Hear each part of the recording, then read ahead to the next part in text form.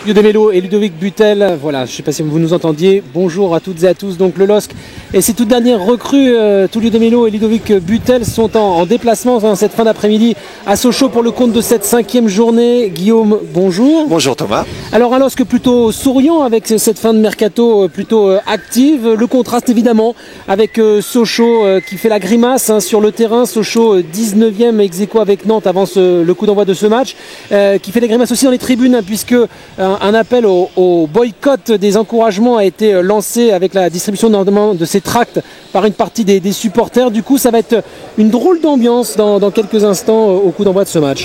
C'est vrai que c'est particulier. Sochaux a un point, a besoin de calme, de sérénité. Eh bien, c'est tout le contraire. On voit des petites déclarations à droite, à gauche, la grève des supporters.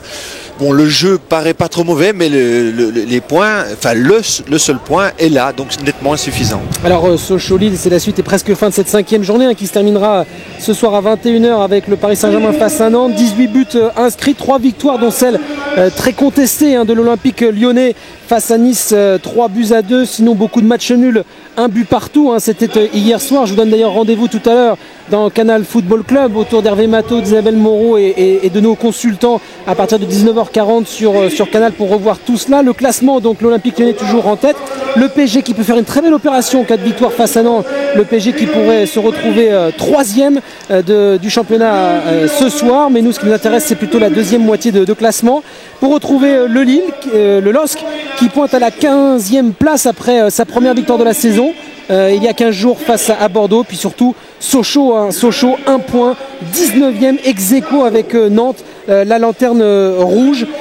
Sochaux qui a besoin enfin de gagner pour la première fois de la saison. 1 point en 4 matchs, toujours pas de victoire. Toujours pas de victoire. Alors c'est vrai que le jeu est bon. La dernière sortie à Marseille était même excellente, mais la comptabilité est là et le problème offensif de Sochaux est vraiment présent et il reste un petit peu en suspens de la saison dernière tout simplement. Voilà. Alors dans ce contexte un petit peu difficile, Francis Gilot a décidé de lancer un petit jeune cet après-midi. C'est Sloan Priva, 19 ans, issu du centre de formation, qui vient de signer son premier contrat pro, qui sera associé à Erding. Ça va être pas facile pour lui.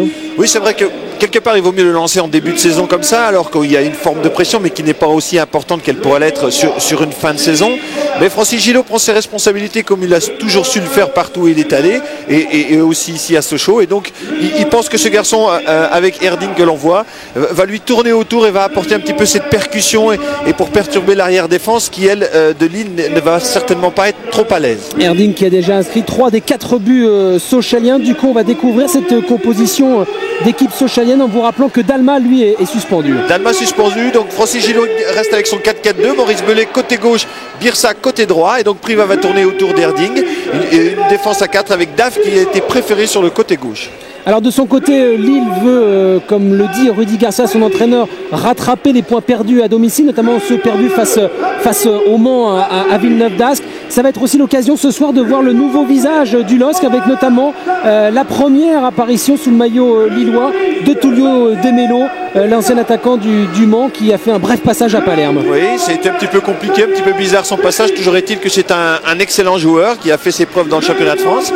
Et donc on le voit ici d'ailleurs à Sochaux, où la saison passée il avait fait un hat-trick si mes souvenirs sont bons. 3 buts et une victoire 3-1 du Mans, et ça a compté dans le choix de Rudy Garcia de l'aligner dès ce soir. Oui, parce qu'on a des repères comme ça, c'est toujours important. On a des stades dans lesquels on a réussi de grandes performances, et là force est de constater que mettre 3 buts déjà c'est toujours difficile, qui plus est à l'extérieur, et donc il a déjà un repère dans ce stade. Beaucoup de puissance donc devant du côté lillois. Ludovic Butel, lui en revanche, sera sur le banc. C'est Grégory Maliki qui conserve sa place dans le but du LOSC.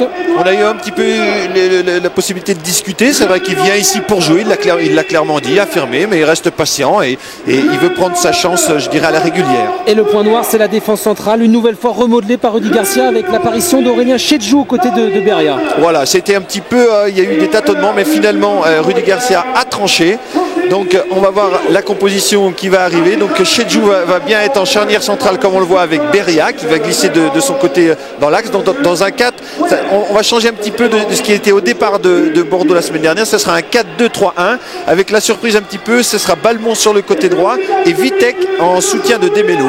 Et Florent Balmont donc à droite comme en seconde période face aux Girondins de Bordeaux il y a 15 jours. Rudy Garcia veut poursuivre dans cette très bonne dynamique. Il dit lui-même qu'il veut retrouver l'équipe qui avait réussi à renverser la tendance face aux Girondins de Bordeaux. Pour l'instant, c'est la deuxième période référence pour le LOSC. Voilà, c'est ça, c'est le mot, hein, c'est la référence, c'est cette période qui a permis à l'équipe de Lille pour l'instant d'avoir cette certitude. Et ils viennent ici les Lillois avec leur entraîneur parce qu'ils ont cette certitude d'avoir battu Bordeaux comme ça. Donc ils veulent reproduire cette philosophie, cette idée de jeu qui va perturber certainement l'équipe de Sochaux.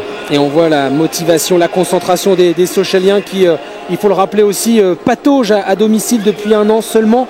3 victoires depuis le début de la saison dernière, 3 victoires en 21 matchs à Bonal. Il y a vraiment un syndrome de Bonal, d'où la protestation. On va vivre ça tout à l'heure en direct, la protestation des supporters qui doutent un peu à l'entame de cette nouvelle saison, parce que Sochaux est en train de revivre un peu le même début de saison que l'année dernière, un début de saison catastrophe. En tout cas au niveau comptable c'est incontestable.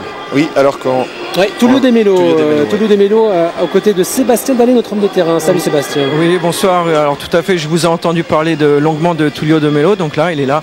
Alors on vous croyait parti de la Ligue 1 et en fait après un court passage à Palerme, vous revoilà en Ligue 1. Comment s'est passé un petit peu cette intersaison? En fait, la France et la Ligue 1 me manquaient, alors je devrais revenir. Et ce qui importe, c'est que je suis là, je suis très content d'être là, je suis ravi de retrouver la Ligue 1. Et il faut qu'on fasse le maximum ce soir pour sortir d'ici avec les 3 points. En plus, c'est un terrain, je crois savoir, qui vous réussit, puisque l'année dernière, vous avez marqué 3 buts ici. Oui, c'est vrai, j'ai marqué 3 buts et j'espère que ce soir, ça me réussirait encore une fois. Est-ce que le fait que Rudy Garcia, votre ancien entraîneur, soit aujourd'hui à Lille, est-ce que ça a pesé dans la balance pour que vous retrouviez Lille cette année? Sans doute, ma première option c'était le projet sportif et dans les cas-là, avec la présence de coach Rudy, ça sans doute beaucoup pesé pour que je vienne à Lille. Merci, bon match. Merci beaucoup.